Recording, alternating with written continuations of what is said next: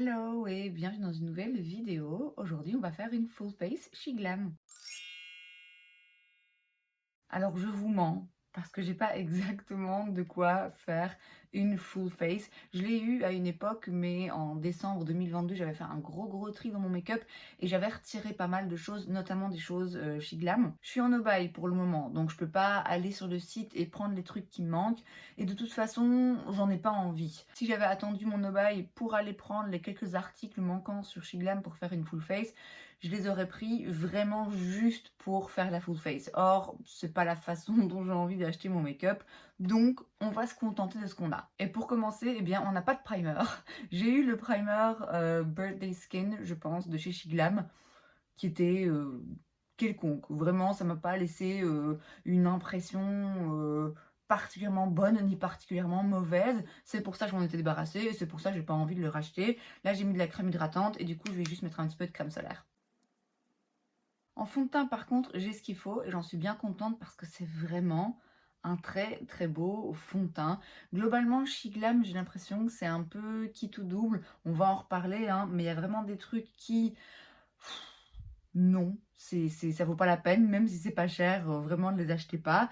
Par contre, il y a de temps en temps un truc absolument incroyable et c'est le cas de son teint que je trouve vraiment très joli. C'est donc le Complexion Pro fond de teint mat respirant longue tenue. Moi j'ai la teinte Shell qui en temps normal est peut-être un rien foncé pour moi, mais là comme j'ai un peu pris de couleur ça devrait aller. On est donc bien sur un fond de teint mat haute couvrance, ce qui m'arrange bien aujourd'hui parce que ma peau est en train de se venger contre moi, mais qui reste joli. Il n'est pas trop asséchant, il file pas trop dans les plis, il a un joli fini, c'est vraiment juste un joli fond de teint. Donc j'ai mis une pompe sur mon éponge et c'est parti. Donc là, c'est après une première couche, une première application où je pense que ça se voit que la couvrance est correcte. Alors, il couvre pas à 100% les boutons, mais en même temps, j'utilise une éponge aussi. Mais c'est déjà pas mal. Je vais en rajouter un petit peu après pour continuer à camoufler. Mais vous voyez que en termes de fini, je le trouve vraiment très joli. Moi, il couvre quand même ce que j'ai envie globalement quand j'ai pas ce genre de truc. Et puis surtout, encore une fois, il a un joli fini. Faut garder en tête quand même que j'ai une crème solaire lumineuse en dessous, hein, donc ça aide à ne pas intensifier le côté mat du fond de teint. Mais même sans ça, c'est juste un joli fond de teint et pour vraiment pas grand chose, hein. Donc là, je vais juste venir en remettre un petit peu sur les zones où je veux augmenter la couvrance et aussi le descendre dans mon cou. Pour l'anti-cerne, j'ai aussi ce qu'il faut. Alors là, par contre, il va être un petit peu clair, mais on va le travailler, ça va bien fonctionner. C'est donc leur anti-cerne. Est-ce qu'il a un nom? Oui, le Like Magic 12 Hour Full Coverage Concealer. Et j'ai la teinte Madeleine. Alors, ça fait un moment que je ne l'ai pas utilisé. Dans mes souvenirs, c'est un anti-cerne qui est correct. C'est pas un truc de dingue, mais c'est pas non plus un truc qui, d'après moi, vaut pas du tout la peine. J'ai clairement des anti-cernes que je préfère, que j'utiliserai avant celui-ci. Mais si vous voulez absolument un anti-cerne, que vous voulez un anti-cerne pas cher et que vous passez commande sur She Glam, voilà, ça fera l'affaire. Normalement, à ce stade, soit je poudre mon teint, soit j'utilise des produits crème et je commence par le bronzer. J'ai pas de bronzer crème ou liquide de chez She Glam, j'en ai eu un à un moment que de pas mauvais mais sans plus. Par contre, j'ai des blushs liquides. En veux-tu, en voilà, j'en ai 6. C'est l'ancienne version, hein, l'ancien packaging et tout, mais ils fonctionnent toujours très bien donc j'ai pas envie de m'en débarrasser et de les remplacer. Donc aujourd'hui, exceptionnellement, je vais faire les choses un petit peu dans le désordre et je vais commencer par le blush. Donc en termes de teinte, j'ai ici Float On, Birthday Suit, ensuite Rose Ritual, Hush Hush, et enfin Devoted et Love Cake. Et aujourd'hui, je vais utiliser la teinte Float On. Je vais prendre mon éponge. Je vais aussi rajouter un petit peu de Birthday Suit parce que j'ai l'impression que là, il est peut-être un petit peu clair. Alors, je sais pas pourquoi de ce côté-ci, il y a un problème. Il y a un problème avec ma peau. Il y a un endroit là où ça veut ça veut pas accrocher. Enfin, vous voyez ce côté. Je trouve que c'est des très jolis blushs qui se travaillent vraiment très facilement. En termes de blush liquide, on n'est pas du tout sur une pigmentation à la Rare Beauty où vous mettez un petit point et ça vous fait toute une joue. C'est un petit peu plus liquide et ça s'estompe très bien, mais c'est vrai que du coup, il ne faut pas hésiter à en rajouter si on veut que ça se voit. L'avantage, c'est que du coup, comme j'ai dit, ça se travaille très facilement et on risque moins de se retrouver avec du blush sur la moitié de notre visage. C'est un très joli fini qui est un petit peu dewy, mais pas trop non plus. Vous voyez, c'est pas un truc qui est gras et collant et qui est hyper lumineux. On n'est pas non plus sur quelque chose qui se matifie entièrement. C'est vraiment un très joli blush. Ils ont aussi des très très jolies couleurs. Je les ai pas réessayés depuis qu'ils les ont reformulés et changé de packaging, donc je sais pas si c'est toujours aussi bien. Mais j'en entends en tout cas toujours dire beaucoup de bien. Et pour le coup, c'est pas cher. Vous avez un grand choix de teintes. Donc là, c'est encore une bonne petite pépite. Donc avant de passer au reste des produits colorés pour le teint qui sont des poudres, je vais poudrer l'ensemble de mon teint et surtout poudrer mon anti-cerne. J'avais avant une poudre libre de chez Shiglam, c'était un duo où vous aviez une poudre libre et au-dessus la poudre compacte. Pareil, j'en garde pas un souvenir impérissable, c'était pas mauvais. Mais c'était rien non plus d'extraordinaire, c'était pas une poudre qui matifiait particulièrement ou qui floutait particulièrement ou qui donnait vraiment, qui apportait un plus. C'est pas une mauvaise poudre, mais j'ai plein d'autres poudres qui sont pas mauvaises que j'ai préférées avant celle-là. Par contre, j'ai ce petit puff, alors j'arrive plus à me rappeler si je l'avais eu justement avec la poudre dont je vous parle ou si je l'avais eu avec autre chose. Je sais plus avec quoi j'avais eu ce petit puff de chez Shiglam, mais pour le coup, je l'ai beaucoup utilisé. Là, ça fait un moment que je l'ai plus ressorti, mais je sais qu'à un moment, je l'ai beaucoup utilisé parce que je l'aimais vraiment beaucoup. Donc, on va l'utiliser et je vais en attendant utiliser une poudre de chez Laura Mercier. Et en fait, pour poudrer vite fait un peu le reste de mon teint, juste histoire que ça tienne et que les produits poudre que je vais utiliser après n'accrochent pas trop, je vais utiliser une autre poudre de chez Shiglam que j'aime pas. Alors en réalité c'est un fond de teint poudre. C'est le fond de teint poudre haute couvrance Skin Focus que j'ai dans la teinte Chantilly. Il se vend avec une petite houppette comme ceci. Je l'avais essayé en vidéo avec vous et j'avais pas du tout aimé le résultat. J'ai essayé de l'appliquer de plusieurs façons, de l'utiliser de plusieurs façons. Je suis pas fan. Ici en l'occurrence je me dis pourquoi pas tester avec un gros pinceau, juste un tout petit peu. Comme j'ai dit, plutôt pour venir fixer un peu le maquillage et rajouter une petite couche de poudre. Mais seul, comme c'est censé être utilisé en tant que fond de teint poudre, je n'aime pas. Donc là, je vais juste prendre un gros pinceau. J'en prends un tout petit peu. C'est vraiment juste histoire de dire que mon teint soit pas collant en fait pour les produits poudre que je vais utiliser là après. Ouais, et même comme ça, hein. Même comme ça, pourtant j'en ai vraiment pas mis beaucoup. Je vois aux endroits où ça a un peu accroché que non, c'est une poudre, c'est épais, c'est keki. Ça, franchement, je recommande pas. En vrai, je trouve que mon blush est tellement joli qu'à la limite, je pourrais rester comme ça, mais je vais quand même mettre un bronzer. J'ai le Sunside Bronzer dans la teinte Morning Beam. Alors, le packaging, bon, c'est mignon, hein, la petite bulle là qui ressort. Moi, perso, ça m'emmerde. Ça m'emmerde parce que du coup ça prend un petit peu plus de place dans mes tiroirs. J'ai donc la teinte la plus claire il me semble. Quand je l'avais commandé je m'étais rendu compte que en fait c'était beaucoup trop clair finalement. Enfin quand je l'avais reçue elle avait l'air un petit peu plus froide, un petit peu plus neutre en tout cas que les autres teintes qui étaient du coup un petit peu plus chaudes. Et c'est ça qui m'avait donné envie d'essayer cette teinte-ci. En réalité une fois qu'on la travaille dans le teint ça va, elle se voit quand même. Là on se dit non mais là c'est beaucoup trop clair, ça va rien faire. Ça se voit. Vous voyez, c'est pas invisible. Maintenant, clairement, d'ici quelques semaines, quand j'aurai repris un petit peu de couleur, ça se verra plus tellement. Et puis surtout, contrairement à ce qu'on pourrait croire encore une fois, quand on le voit comme ça a l'air un petit peu neutre. En fait, ça se traduit de façon un petit peu plus chaude sur la peau. Alors moi, j'ai tendance à avoir ça hein, régulièrement avec des bronzers qui ont l'air plus neutres, plus froids. Et finalement, une fois que je les insère dans mon teint, ils deviennent un petit peu plus chauds. Mais là, ne pensez pas que si vous achetez ça, ça va être une teinte bien neutre, parfaite pour peau très claire, parce que ça se réchauffe quand même un petit peu quand on travaille dans le teint. Donc en soi, c'est pas une mauvaise formulation, mais c'est rien d'après moi qui sort de l'ordinaire. En termes d'highlighter, alors j'en ai trois. J'ai tout d'abord un highlighter Chromazone dans la teinte lucide que je ne trouve pas joli du tout. Alors quand on le swatch et qu'on regarde comme ça, on se dit waouh, c'est joli, c'est lumineux, c'est réflectif. En fait, quand vous le travaillez, ça fait juste des toutes petites particules brillantes non, je trouve vraiment, vraiment, vraiment pas ça joli sur le teint. J'ai un autre Chromaglow Bloom Liquid Highlighter dans la teinte Flying Comet qui est dans mes produits à tester.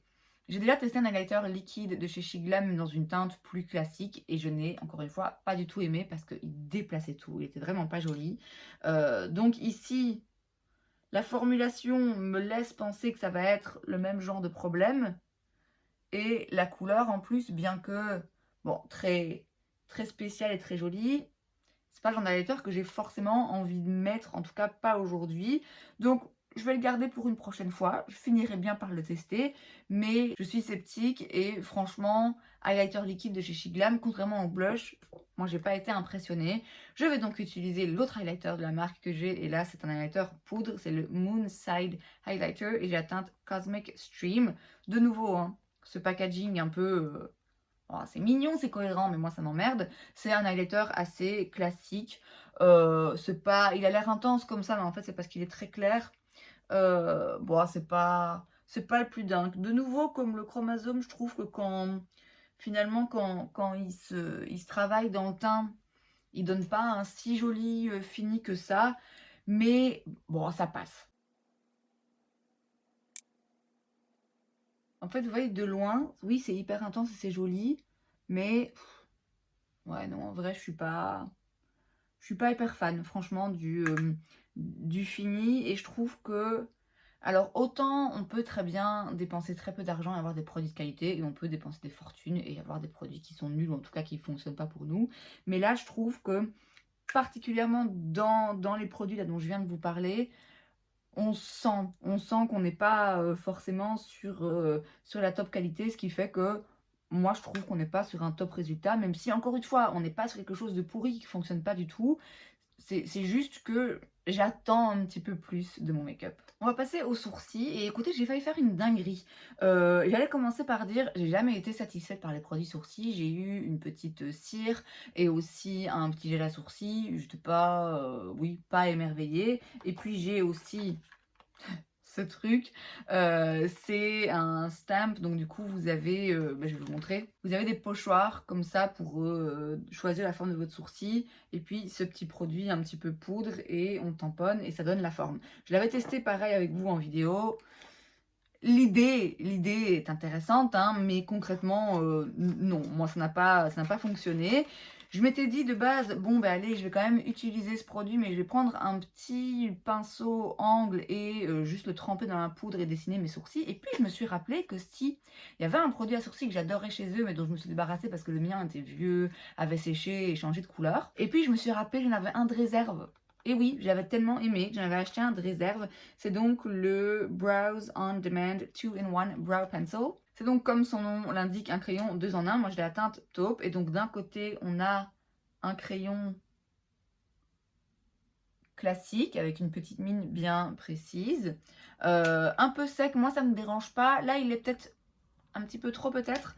Et de l'autre côté, on a un liner feutre qui était vraiment très très bien. Et j'avais adoré ce produit, la preuve, hein, j'en avais racheté un. Et puis celui que j'avais, comme je vous ai dit, hein, le côté feutre avait changé un petit peu de couleur, il virait un petit peu au vert.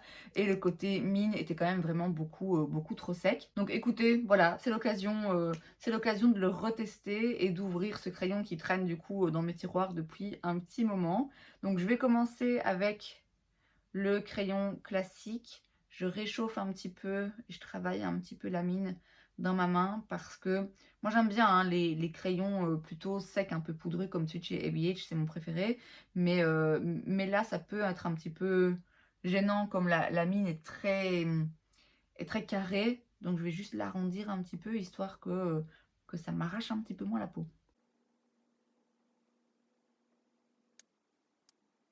Donc ça c'est pour définir mes sourcils plutôt vers l'extérieur. Et maintenant je prends le feutre pour venir faire du poil à poil. Bah écoutez, j'avais oublié à quel point j'aimais ce produit. Après, je vous cache pas que c'est pas celui que j'ai le plus utilisé en ce moment parce que bon, j'aime beaucoup hein, le côté 2 en 1 où je peux travailler un petit peu plus la structure et puis aller dans le détail. Mais bon, en ce moment, vu que je travaille, clairement le matin, je vais au plus vite. Donc c'est pas le genre de produit que j'utilise pour faire mes sourcils vite fait, mais quand je veux vraiment me concentrer et travailler, bien travailler le sourcil, franchement le 2 en 1 c'est vraiment très pratique. Pour les fixer par contre, je vous ai dit les produits que j'ai testés jusqu'à présent, chez Shiglam j'ai pas aimé, donc je vais utiliser un autre gel à sourcils. Alors on passe aux yeux, j'ai la Glitz Wiz. Alors le packaging, hein, forcément, il me parle. C'est un dupe, enfin un dupe, non pas un dupe, c'est une imitation de la Métropolis de Natasha Denona. Ouais, j'en suis pas fan. Je l'ai utilisé 2 fois, je pense, pour des vidéos comme ça, vite fait, mais non, je suis pas convaincue. J'ai jamais été très convaincue par leur palette, j'en avais déjà eu 2 autres et alors, encore une fois, hein, si vous avez vraiment pas beaucoup d'argent et que, vous voulez une palette avec plein de couleurs et que, vous voulez juste mettre, ouais, un petit peu de make-up sur vos yeux, voilà, ça fera l'affaire, hein. C'est pas des trucs absolument horribles et dégueulasses, mais ouais, encore une fois, moi j'attends mieux de mon make-up et là je suis pas convaincue, mais je vais quand même rapidement faire un petit look avec. Je prends donc un pinceau E40 de chez Sigma et je vais commencer avec cette teinte juste ici. Je vais venir la mettre dans le creux de paupière et au-dessus surtout du creux de paupière. Ensuite avec un pinceau 231 de chez Zoeva, je vais venir prendre cette teinte un petit peu plus foncée. Et là, je vais venir vraiment vers le coin externe. Pareil, le pli paupière et un petit peu sur la paupière mobile, mais je reste vraiment à l'extérieur et j'étire. Je reprends le premier pinceau et je viens estomper. Ce que j'aime pas en fait avec ces fards, c'est que, bon alors déjà globalement, je vous cache pas que ces derniers temps, je me sens pas inspirée par le fard à paupières, donc ouais, déjà de base j'ai pas envie vraiment de me prendre la tête pour créer un look, mais ce que j'aime pas avec la qualité de ces fards, c'est que je sens que je peux pas en faire ce que je veux, j'arrive pas à les construire comme je voudrais les construire, j'arrive pas à les estomper comme je voudrais les estomper, et du coup ça donne un résultat qui est pas moche, qui est pas dégueulasse, qui est pas oh mon dieu ça fait des taches, c'est pas joli, mais ouais c'est rien de dingue quoi, c'est rien de dingue, et surtout c'est pas je peux pas emmener le fard où je veux en fait. Donc voilà, moi si j'ai pas un fard à paupières qui coopère, ça me plaît un petit peu moins. Encore une fois, c'est tout ce que vous voulez, savoir un petit peu de couleur sur vos yeux, ça fera l'affaire. Mais si vous voulez faire des looks travaillés, si vous voulez pouvoir intensifier et avoir de la pigmentation, et en même temps estomper et que les fards s'estompent bien entre eux et fassent vraiment un effet dégradé, non, vous allez passer beaucoup de temps et avoir un résultat qui sera finalement, d'après moi, pas optimal. Je vais ensuite au doigt prendre cette teinte qui, je dois dire, est assez intéressante. C'est la teinte la plus intéressante hein, de la palette, d'après moi. Ça ressemble à des petits produits, à une teinte de petits produits de chez Moira que j'aime beaucoup, en moins multichrome, qui reflète un petit peu moins plein de couleurs. Donc elle est jolie, mais vous voyez, une fois appliquée, de nouveau, je trouve que ça manque de pigmentation, ça manque d'opacité, ça manque de précision, ça manque de petits trucs en plus. Je trouve que ce que j'ai là sur mes yeux correspond pas forcément à ce que je vois là, à l'intensité que je voudrais avoir. Après, je vous dis, pour aujourd'hui, ça fera l'affaire parce que j'ai pas envie de me prendre la tête.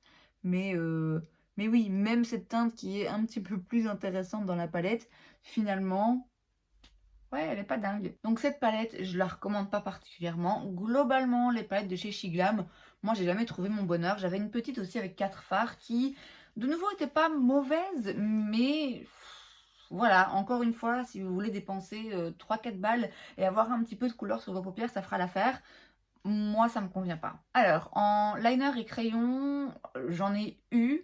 J'ai eu des liners noirs classiques. Je sais plus pourquoi je les avais retirés de ma collection. Je pense parce que, bon, ils n'étaient pas mauvais, mais voilà, pas dingue non plus. Pas forcément les mines les plus précises et les plus faciles à travailler. J'ai par contre tous ces liners colorés que je n'utilise jamais. Et c'est un des problèmes hein, avec les sites comme Shein, enfin Shiglam du coup sur Shein, c'est que ça coûte tellement pas cher qu'on se dit « Ah, mais c'est sympa d'avoir des liners de toutes les couleurs. Ça coûte pas cher, je vais pas me ruiner. Ça peut servir, on sait jamais. » Ça ne sert jamais. Je les garde quand même parce que ça peut servir, on ne sait jamais, mais je m'en sers jamais et je vais de nouveau pas m'en servir aujourd'hui parce que Bon là j'ai pas forcément en tête de faire un liner coloré, je voudrais sur un truc un petit peu passe-partout. J'en ai déjà utilisé un ou deux, ils sont pas mauvais. Maintenant, encore une fois, hein, on n'est pas sur les plus opaques, les plus intenses en pigmentation, mais encore une fois, si vous voulez un petit liner coloré pour le fun, bon, ça fera l'affaire. Hein. Et en crayon, pareil, j'ai eu à une époque un crayon noir, mais pareil, je pense que je m'en suis débarrassée parce que j'avais fait un gros tri make-up et parce qu'il me, voilà, il me sautait pas aux yeux particulièrement. J'ai quand même toujours le crayon surligneur de précision Fairy Wand.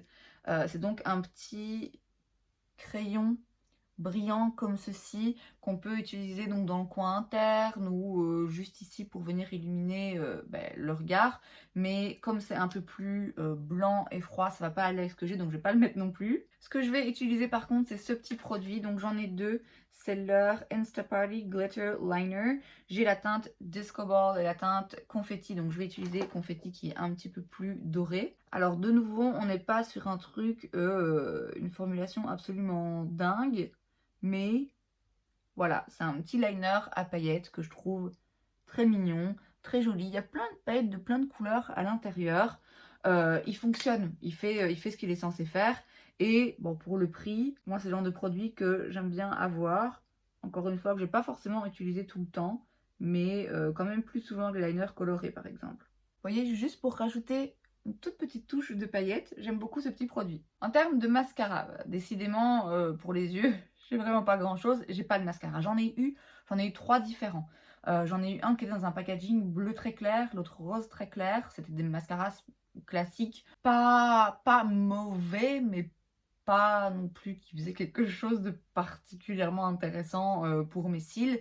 Et puis j'en ai eu un aussi où c'était double embout, donc il y avait deux brosses différentes et deux formulations aussi je pense différentes dans un même packaging, un petit peu comme celui de chez Huda. Et pareil, il m'avait vraiment pas convaincu, je pense même qu'il était un peu sec, hein, celui-là d'ailleurs, si mes souvenirs sont bons. Enfin donc bref, les mascaras j'en ai gardé aucun pour la simple et bonne raison que aucun ne m'a particulièrement convaincue. Et du coup, aujourd'hui, je vais juste utiliser mon Lash Paradise de chez L'Oréal.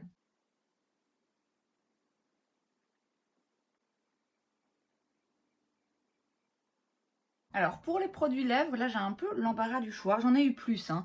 J'en ai testé pas mal. Il y en a certains qui étaient vraiment pas dingues. Mais dans ceux qui me restent, je pense que je les aime assez. Donc je vais vous les montrer et puis je ferai ma sélection. Ah oui, avant ça, très rapidement, on revient vite fait aux yeux.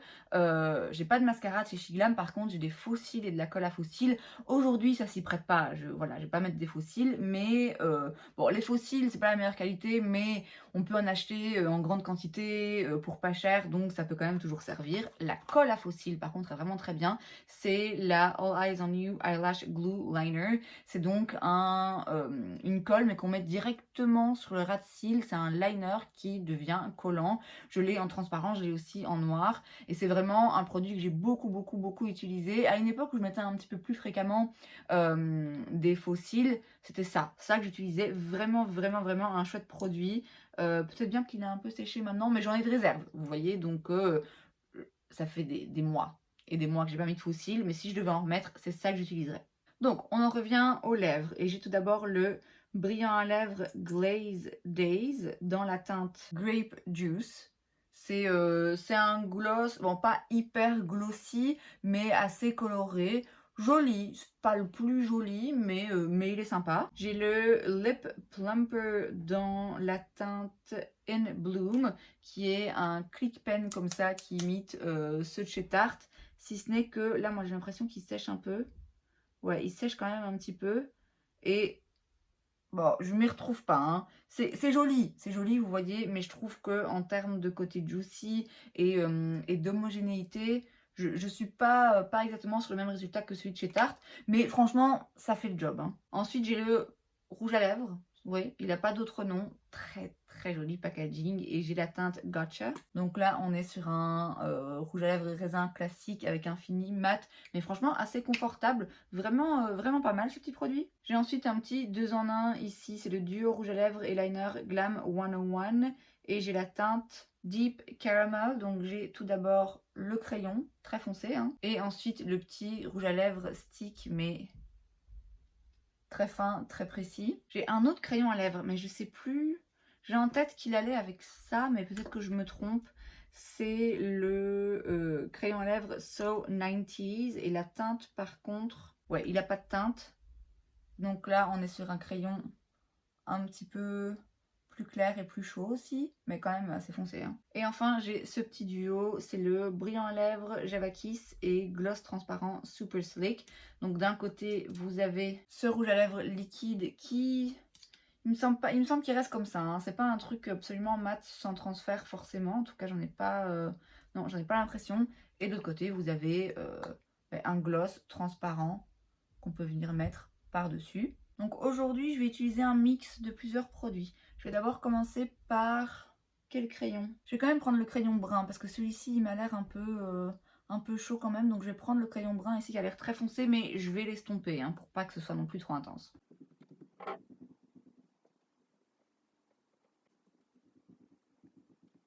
Par-dessus, je vais donc mettre ce petit rouge à lèvres. J'en mets pas trop. Et ensuite, je viens le travailler au doigt. Et je vais mettre aussi un tout petit peu du plumping gloss là. Et voilà donc le résultat. J'ai quelque chose du coup en mélangeant le tout qui est relativement nude et qui est ni trop mat ni trop glossy, donc j'arrive vraiment au juste milieu. Et voilà donc le résultat de ma presque full face de make-up She Glam. Je suis satisfaite du résultat, même si je vous l'ai dit, j'ai pas adoré tous les produits que j'ai essayés. Globalement, j'ai pas adoré tous les produits que j'ai essayés dans la marque.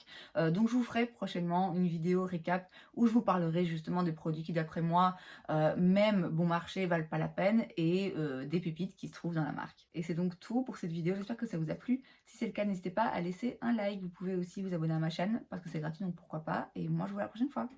Bye!